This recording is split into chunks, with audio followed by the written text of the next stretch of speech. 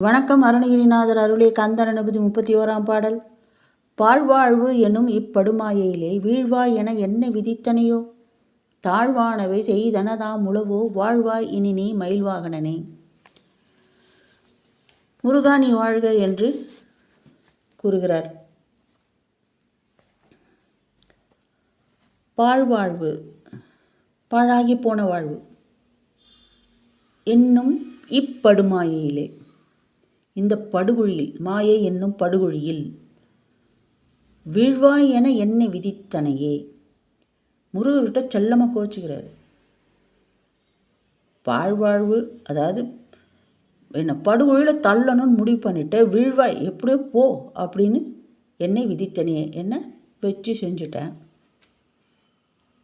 தாழ்வானவை செய்தனதாமுளவோ, முற்பிறையில் நான் செய்த தவறுகள் தானே, தீங்குகள் தானே, தீச்செயல்கள் தானே செய்தனதாமுளவோ, அதனால் தானே என்னை இப்படி விதித்திருக்கிறாய்.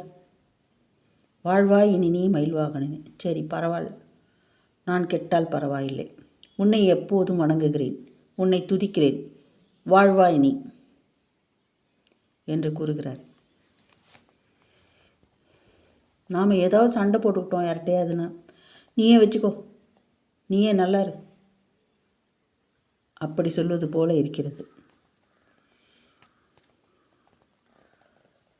அருணகிரியார் மந்திர உபதேசம் பெற்றது எப்படி, அனுபூதி அடைந்தது இன்பம் பெற்றது எப்படி என்றெல்லாம் ஒவ்வொரு பாட்டிலும் விளக்கியுள்ளார். மீண்டும் இப்பாடலில் பாழ்வாழ்வு, படுமாயை, வீழ்வாய் என்றெல்லாம் பாடுகிறார் என்றால் அடியவர்களுக்காக தான் செய்த அதே தவறை, அத்தீச்செயலை அடியவர்களும் செய்திருக்கக்கூடும், அவர்களும் இப்படி மீண்டு வர வேண்டும் என்று அவர்களுக்கு ஒரு எடுத்துக்காட்டாக இப்பாடலை பாடுகிறார். மாயை என்கிறார்கள். மாயை என்பது என்ன? அது நல்லதா கெட்டதா? யாரிடம் கேட்பது? பூனையின் பல் நல்லதா கெட்டதா எப்படி கண்டுபிடிப்பது? எலியிடம் கேட்கலாமா?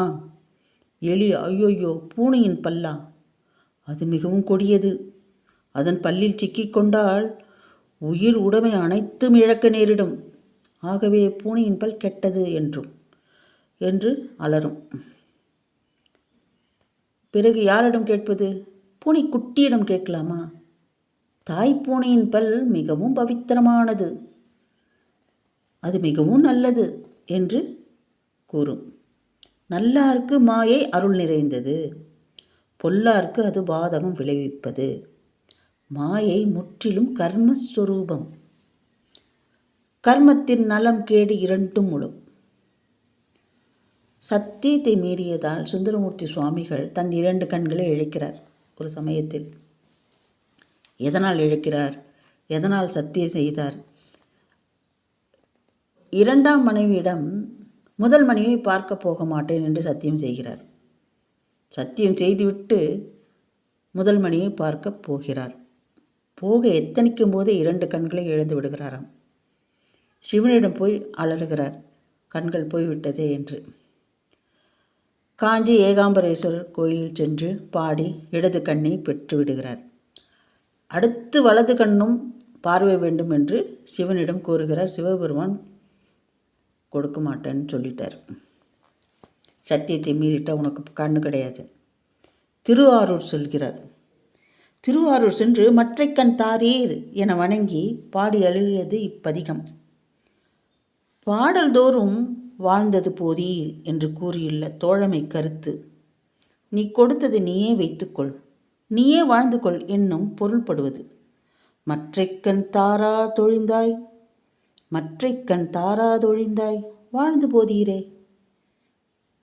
கண்ணை தர உடன்பாடில்லை என்றால் நீயே வைத்து வாழ்ந்து போவீரே.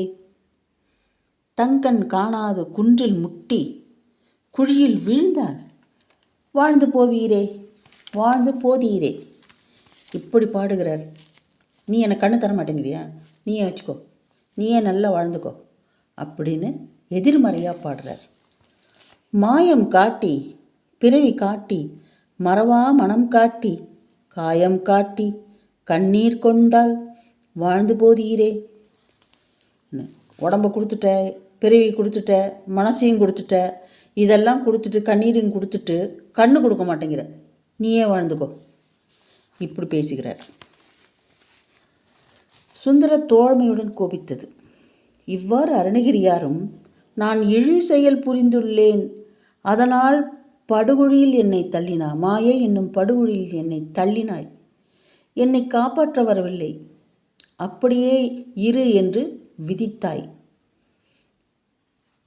எது எப்படி இருக்கினும் நான் எக்கதி பெறினும் வாழ்வாய் நீ மயில் வாகனனே என்று வாழ்த்தி வணங்குகிறார் அருணகிரியார். தேங்க்யூ.